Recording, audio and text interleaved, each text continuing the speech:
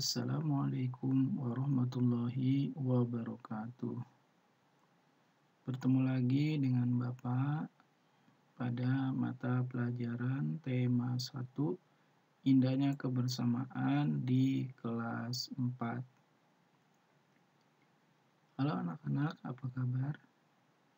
Semoga kalian selalu senantiasa dalam keadaan sehat walafiat. Amin ya robbal alamin. Baiklah, untuk pelajaran tema 1 kali ini kita masih tentang membahas indahnya kebersamaan. Silakan kalian buka buku temanya halaman 58. Di situ ada teks bacaan yang berjudul Suku Minang. Kita akan mengenal suku Minang. Suku Minang itu adalah kelompok etnis yang terdapat di Provinsi Sumatera Barat. Suku Minang sering disebut dengan orang Padang atau orang Awak. Bahasa daerah suku Minang adalah bahasa Minang. Orang Minang kegemarannya adalah berdagang dan merantau ke daerah lain. Dan ada legenda atau cerita yang sangat terkenal dari suku Minang, yaitu dengan cerita yang bernama Malin Kundang. Kalian pernah dengar cerita Malin Kundang? Ya, Malin Kundang itu cerita yang mengisahkan tentang anak durhaka kepada kedua orang tuanya. Untuk itu kita jangan menjadi anak yang durhaka kepada orang tua. Kita harus selalu berbakti kepada orang tua. Kita harus selalu mendengar nasihat orang tua. Kita tidak boleh marah-marah kepada kedua orang tua kita. Kita harus sayangi orang tua kita karena orang tua kita telah mendidik dan merawat kita sejak kecil. Baik, selanjutnya suku Minang mempunyai rumah adat. Apa rumah adat suku Minang? Rumah adat suku Minang itu disebut dengan rumah gadang. Nah, rumah gadang ini terbuat dari kayu dan mempunyai bentuk dasar seperti balok. Lengkung atap rumah gadang itu sangat tajam seperti tanduk kerbau. Sedangkan lengkung badan rumah gadang ini landai seperti badan kapal. Atap rumah gadang terbuat dari ijuk. Ijuk itu seperti sapuduk yang kita gunakan untuk menyapu, itu terbuat dari ijuk. Bentuk atapnya ini melengkung dan runcing ke atas, disebut gonjong. Karena atapnya berbentuk gonjong, maka rumah gadang juga sering disebut rumah bagonjong. Selain itu, suku Minang juga mempunyai alat musik tradisional. Apa nama alat musik tradisionalnya?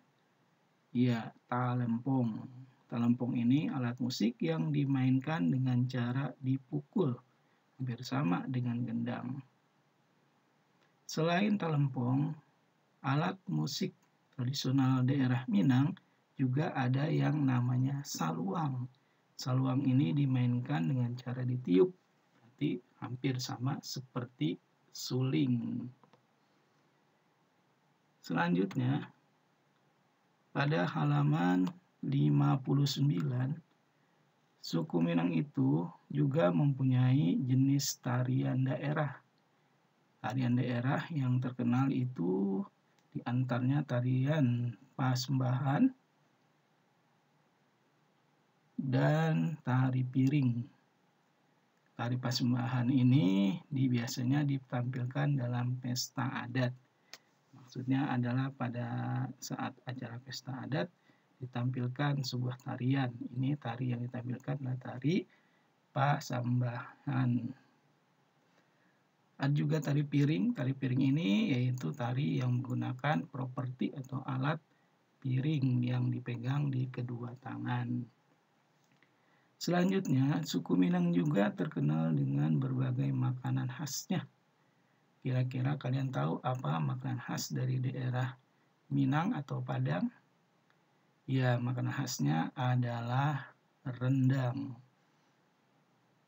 Nah, jadi makanan khas tradisional dari suku Minang atau daerah Padang ini adalah rendang. Ini sangat terkenal di mancanegara. Bahkan kita pun menyukai makanan rendang ini. Dan ada juga selain rendang, makanan khas daerah Minang adalah sate Padang atau dendeng balado. Inilah keragaman yang terdapat di daerah Padang atau di suku Minang. Itu mempunyai rumah adat yang bernama Rumah Gadang dan mempunyai alat musik yang namanya alat musiknya itu talempong dan saluang. Memiliki sebuah tarian yaitu namanya tari pasambahan dan tari piring, juga memiliki makanan khas yaitu rendang, sate Padang, dan dendeng balada. Nah, ini adalah keragaman yang terdapat di daerah suku Minang. Nah, begitupun masih banyak daerah-daerah lain yang memiliki keragaman baik dari pakaian adat, bahasa, tarian, rumah adat, dan makanan khas. Seperti daerah-daerah lain pun memiliki keragaman yang berbeda. Baiklah anak-anak, itu adalah ciri atau keterangan pada suku Minang. Selanjutnya, seperti biasa, kita akan menulis gagasan pokok dan gagasan pendukung. Pada halaman 67, 68, 69, 70, dan 71, di situ ada diagram tentang gagasan pokok dan gagasan pendukung.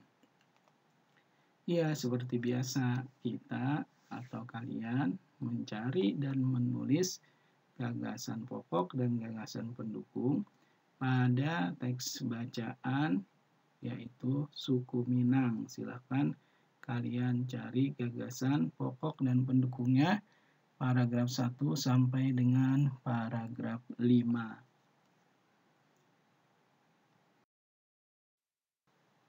Selanjutnya, kita akan masuk kepada subtema 2, yaitu kebersamaan dalam keberagaman. Ya, silakan kalian buka di halaman 75. Di halaman 75 itu ada teks bacaan yang berjudul Bekerjasama dalam Keberagaman. Ini diceritakan bahwa ada beberapa orang anak, yaitu Edo dan kelima teman-temannya. Nah, Edo dan teman-temannya ini akan melaksanakan kerja kelompok. Ya. Jadi mereka ini berbeda-beda dari agama. Ada yang agama Islam, ada yang Kristen, Katolik, Hindu, Buddha. Ini mereka berbeda agama tetapi tetap dalam keadaan kebersamaannya tetap dijaga dan mereka saling bermain bersama walaupun berbeda agama dan mereka selalu menjalankan ibadahnya sesuai dengan agamanya masing-masing. Nah, di halaman 76 di situ diceritakan bahwa ketika mereka akan melaksanakan tugasnya, tiba-tiba terdengar suara azan.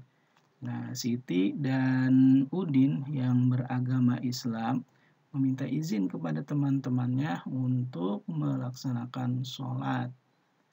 Artinya apa? Jadi ketika kita sibuk atau sedang asyik bermain, apa itu bermain sepak bola, bermain sepeda, atau bermain layang-layang, ketika terdengar suara azan, maka kita cepat-cepat untuk pulang dan siap-siap melaksanakan sholat.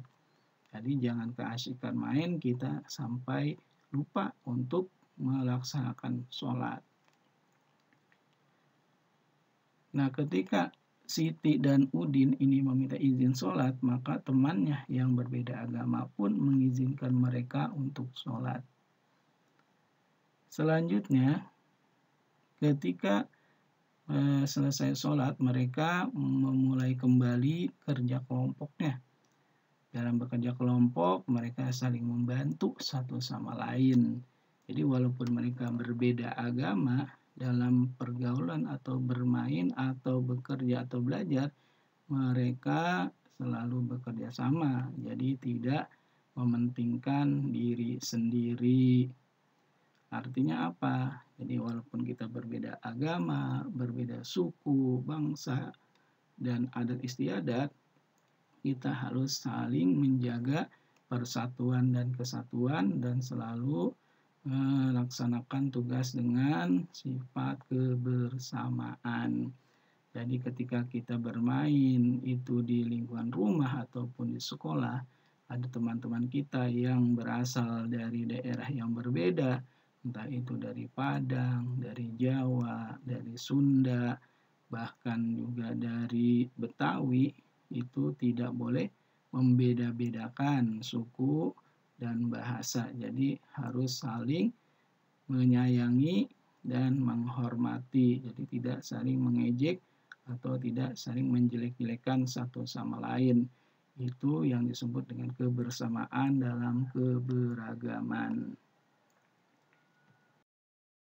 Anak seperti biasa, yaitu kalian menulis gagasan pokok dan gagasan pendukung pada halaman 77, 78, dan 79. Ini diambil dari teks bacaan yang di halaman 75 dan 76. Ya, Bapak harap kalian tidak bosan untuk selalu belajar dan menulis karena ini bermanfaat bagi diri kalian. Anak-anak, Bapak ucapkan selamat belajar dan tetap semangat. Demikian dari Bapak. Wassalamualaikum warahmatullahi wabarakatuh.